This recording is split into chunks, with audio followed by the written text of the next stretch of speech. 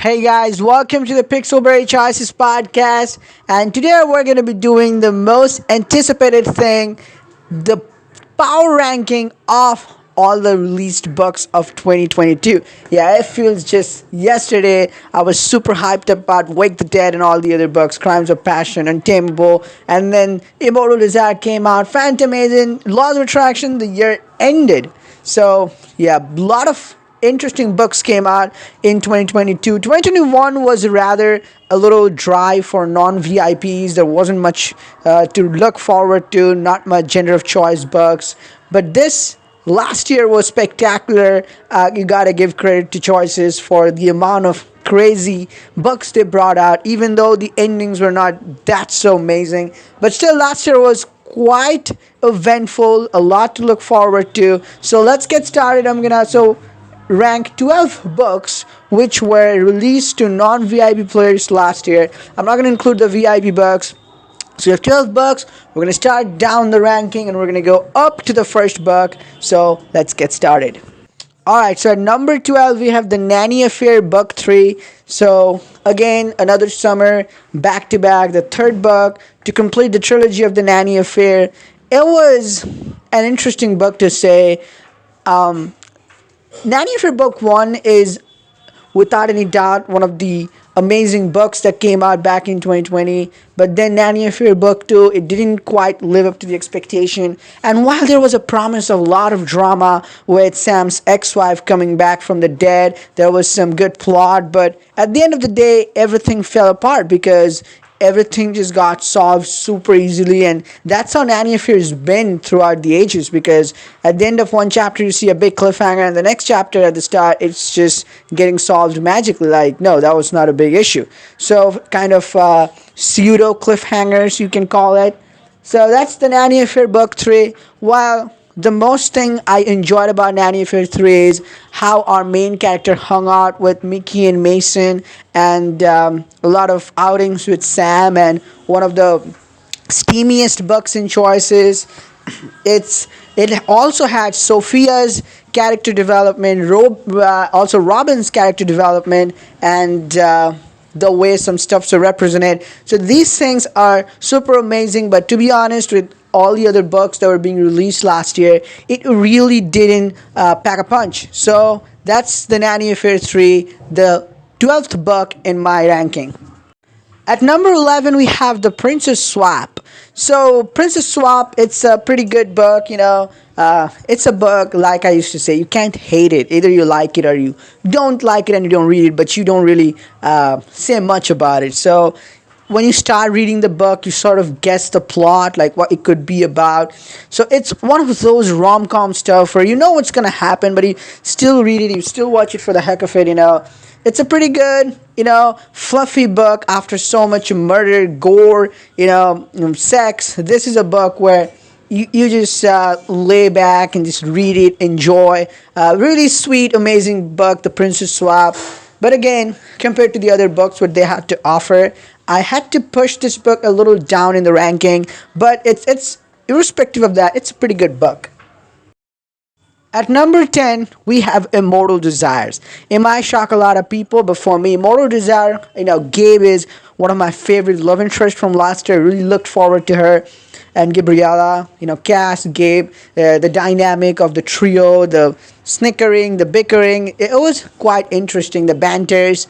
But to be honest, we had already Wake the Dead with a really bad ending and some other books.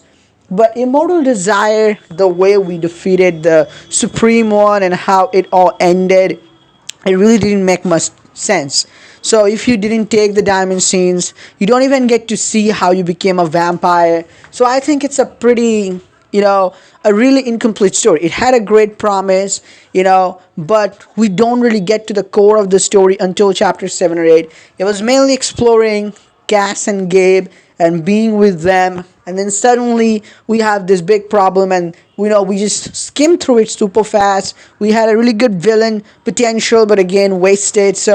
And they ended the book. It became a standalone, and recently they said this is gonna get a sequel. Now that changes things, but that doesn't change the fortune of Immortal Desire Book 1. So it's number 10.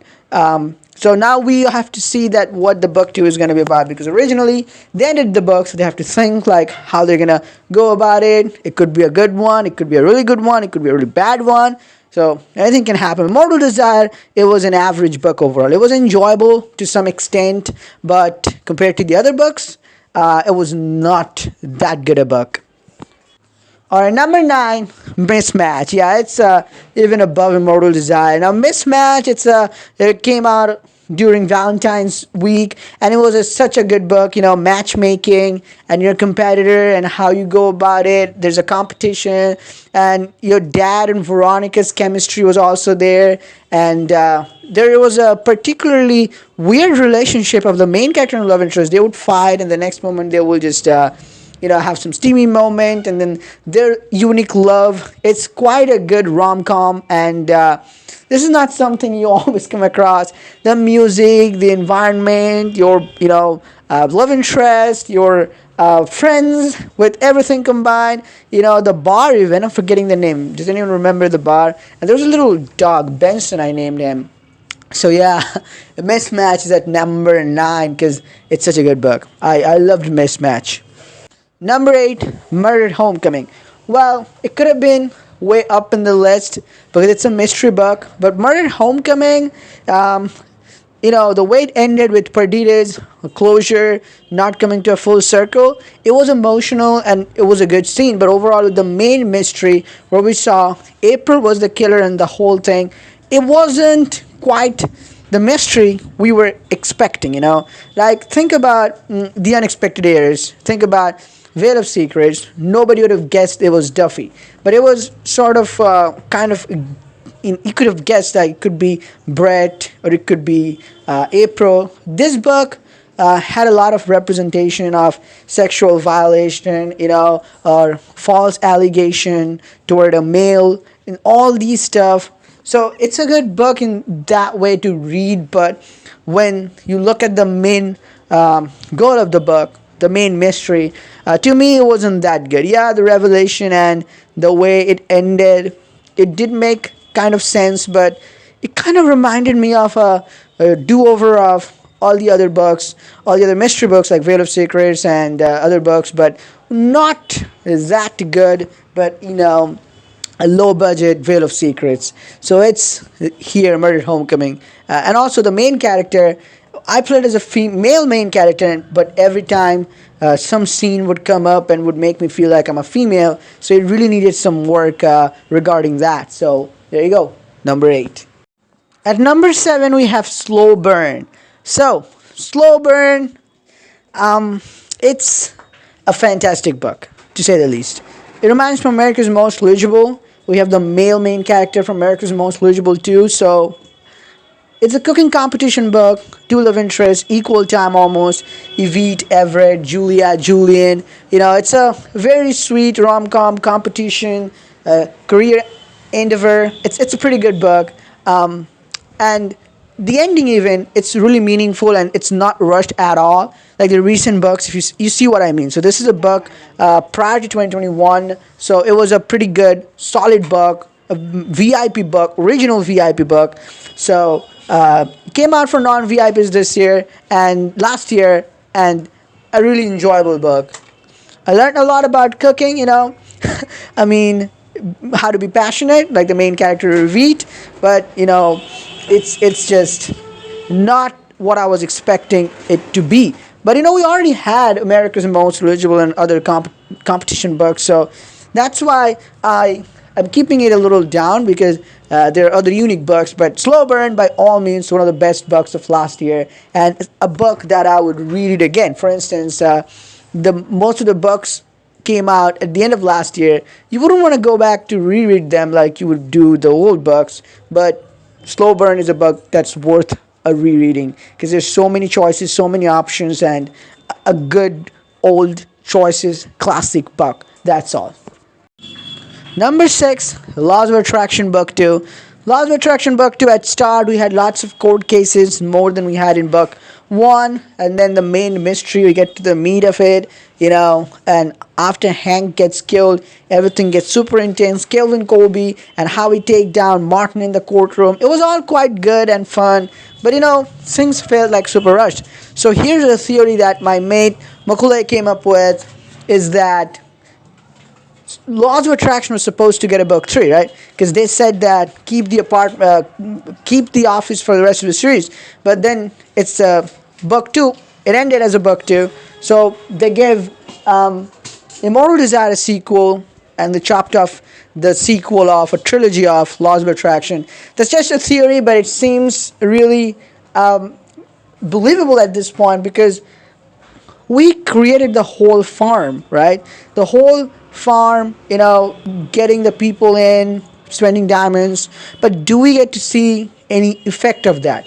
Like, do you get to see any special benefit of spending all those diamonds? We don't. Because I think there was supposed to be something about this in book 3 or something. Joe Quinn, for instance, how he became a... So there's a lot of unanswered questions to me with Laws of Attraction.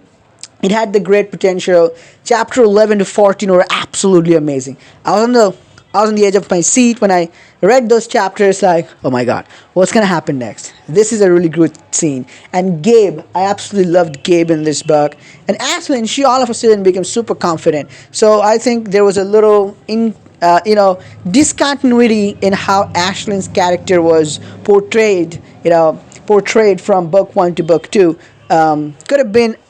Could have used a little better work in that, I guess. You could have seen that how the transition happened, because in book 1 Ashlyn is this shy character, and in book 2 she's like, oh my god, I'm the Gabe of this book, and Gabe got so less time in book 2. I think we all can agree on that, right? So that Laws of Attraction book 2, it was still a good, enjoyable books number 6. Number 5, we have The Phantom Agent, and I haven't yet completed this book, 1 chapter to go, but unique main character. And as a male player, for the first time, I feel like this is a book where you don't have the gender bias that you usually have in most of the books, like Murder at Homecoming, where you feel like a female main character even though you're playing as a male, because of some scenes and some how they word it.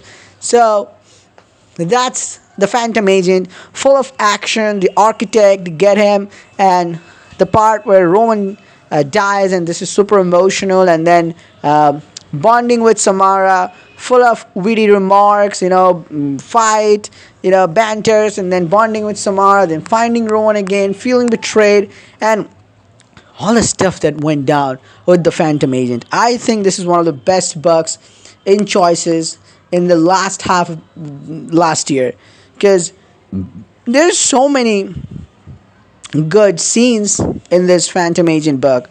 So it's number 5 for me, and let's see what the finale has in store for us. The Phantom Agent, but it's got a secure spot in top 5 for best books of last year, according to me.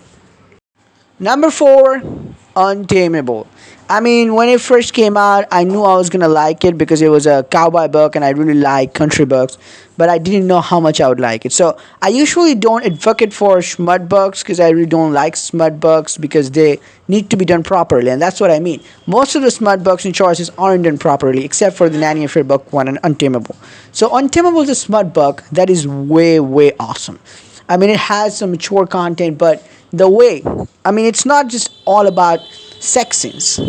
That's not what a erotic or smut book is. It's the build up to that and how you write it. The literary meaning of erotic or smut books is Nanny AFFAIR 1 or Untamable. This is how you, like, the more sex scenes is not equal to a good smut book. It's equal to how much the forbiddenness is there.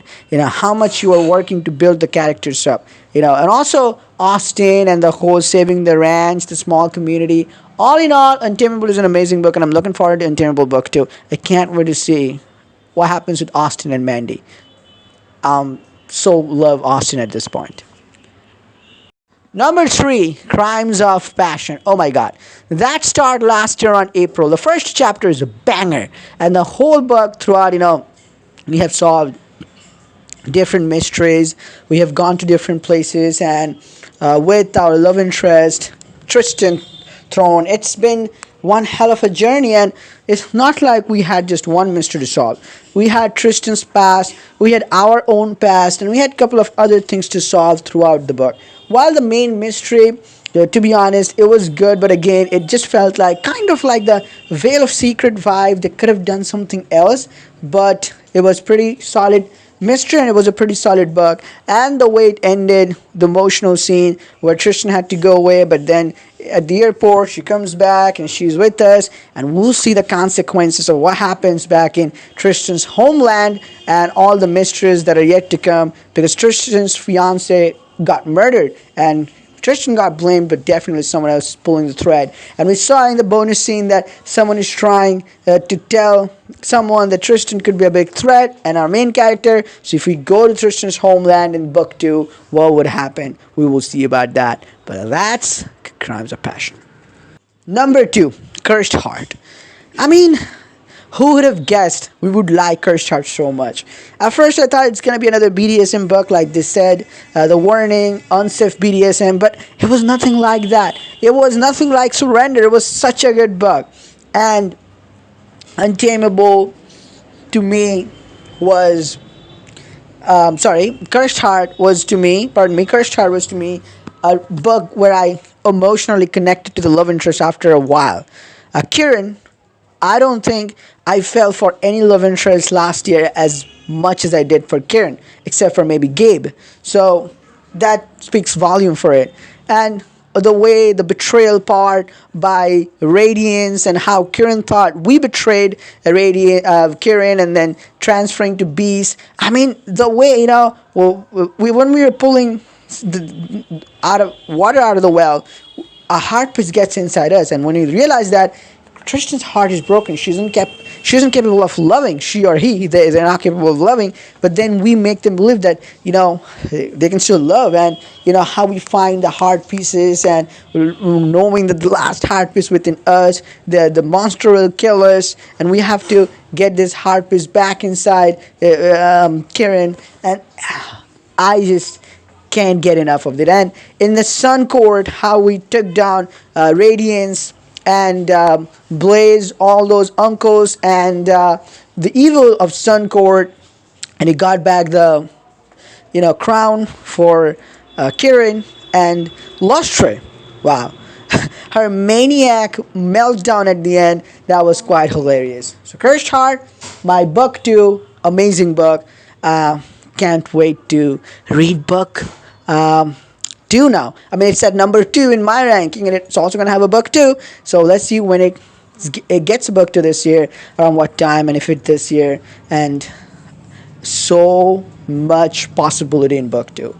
We saw a new villain rising at the end of book 1 in the spatial scene, right? So who is that villain in that spatial scene who we saw, and what secrets we don't know yet about our main character ourselves. I don't think our main character is a normal human being. I don't think that. What would happen? Well, let your theories flow. I can't wait for this book to come out. I think out of all the sequels, I'm most excited for Cursed Heart, even more than Blades. Yeah, that's the truth. Alright, drum roll please, and you probably know by now that Wake the Dead is gonna be book 1. I mean, why not? I mean, tell me one thing that was bad in this book comparatively compared to the other books. I mean, it was one of the best choices book, in the sense that our choices really matter, and how it started. Like, you make choices, there's no good one, no bad one, you live with your consequences. And then you have, the music, the gore, the blood, the zombie. Yeah, it could have used a little more artwork when it came to new zombie designs and stuff. But overall, the story until chapter 13, it was one of the best books. One of the best books I've read in choices. Even Blades don't come close to this. Until chapter 13, Wake the Dead. One of a kind book. But after it went into hiatus and came back, I think, it was supposed to have a sequel, and they just chopped it off because it was not as popular, and it was not getting them much money as they thought it would. So you saw, the main villain, Blackstock, he just, he died within a matter of seconds. There was no big deal, and we thought that he was going to be the main villain, but he was not the main villain. The queen, who we didn't know anything about, became the villain, and even we got the queen in a matter of few seconds. So really let down in the latter half, but still, one of the best books. And when you play the bonus scene, you see that how the queen was born and her connection with our main character and our sister, specifically our sister, and why she wanted our sister. So that could have been a good prequel, a trailer to a prequel. Like, this book could have seriously had a prequel, but would have seen how the zombie apocalypse had started. Like, we were living in an apocalyptic world. That's all right.